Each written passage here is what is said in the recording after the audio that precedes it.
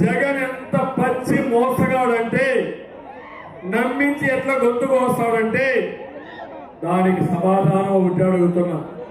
ఊకిండ్ బాబాయ్, ఊకిండ్ బాబాయ్, ఊకిండ్ బాబాయ్. పులివెందులకు కేకేస్తే నిలబడి వినబడి ప్రొద్దుటూరు నుంచి ఛాలెంజ్ చేస్తున్నా, ఈ గడ్డ మీద నుంచి ఛాలెంజ్ చేస్తున్నా. ఎవరైతే నిందితున్నాడో ఆ నిందితుడిని నువ్వు ఎంపీగా పెట్టావా లేదా? అవునా కాదా?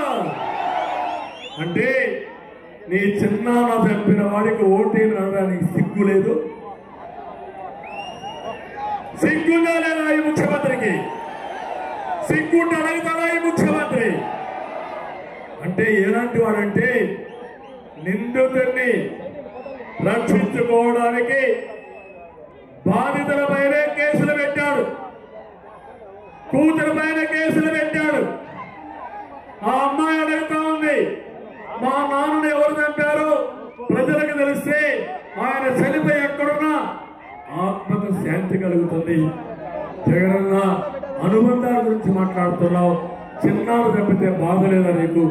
5 ఏళ్ళయింది నన్ను మోసం చేస్తామని అడిగే పరిస్థితి వచ్చింది. ఏమంటారు తమ్ముళ్ళు మీరందరూ? నిందితుడిని కుడి పక్కన గొడవలు పెట్టుకొని కలియుగం అని మాట్లాడతావు నువ్వు.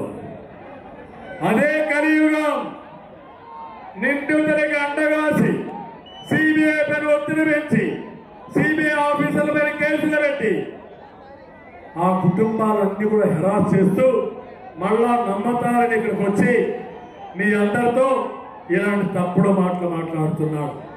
నేను అందుకే మిమ్మల్ని కోరేది, ఈరోజు ఇలాంటి వ్యక్తి ఓటేస్తే ఈ కడపలో మీకు ఎవరికైనా రక్షణ ఉంటుందా?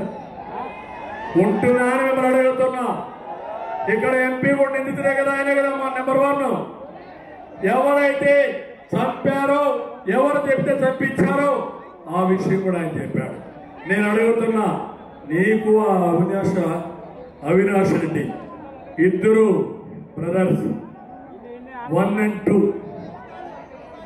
నేను ఇప్పుడు అంటున్నా, ఒక దోషిని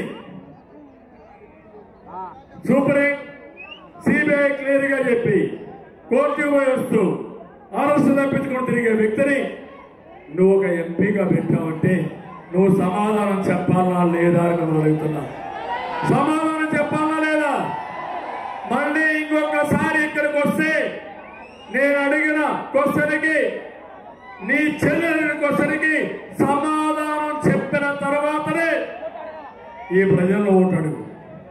లేకపోతే మీరు కూడా నిందితుడికి ఓటేస్తే మంచి వ్యక్తి వివేకానంద రెడ్డి వాడిని చెప్పేసి రేపు ఎవరికి రక్షణ ఉండదని చెప్పి కూడా నేను మీకు తెలియజేస్తున్నా. ఏంటి మీ ఇద్దరి మధ్య సంబంధాలు?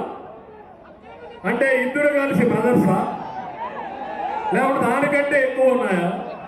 అందుకే సునీత ఒక మాట చెప్పింది, ఒకవేళ జగన్మోహన్ రెడ్డి సిబిఐకి సహకరిస్తే ఈయన పేరు కూడా బయట వస్తుందని. అంటే నువ్వు కూడా కలిసి చేసావా? కలిసి చేస్తే ఎంత అన్యాయం ఇది, ఎంత ద్రోహం ఇది. ఏ తమ్ముళ్ళు మీరు చెప్పండి, ఎండలో ఉన్నాం, నాకు కూడా ఎండ ఉంది, కానీ బాధ ఉంది, ఆవేదన ఉంది. ఎక్కడికి పోతుంది రాష్ట్రం అని తప్పులు చేసి మనుషులు చంపేసి వేరే వాళ్ళ పైన పెట్టి ఊరూరు తిరుగుతూ దొంగే దొంగ నడిస్తే ఎట్లుంటుంది తమ్ముడు? ఇప్పుడు అంటున్నాడు నాకెవరు లేరు, అందరూ ఓటైపోయారు, అందరూ నేను మేనేజ్ చేశాను. నేను అడుగుతున్నా, మీ ప్రొద్దుటూరులో ఒక దొంగ వస్తే నిరమేషాలు లెక్కేస్తారా? మీరు లేస్తారా? అడుగుతున్నా, మీ కాళ్ళలో వస్తే ఏం చేస్తారు? మనిషికి ఒక కర్ర ఎత్తుకొని పరిగెత్తాలి రోడ్డు మీదకి.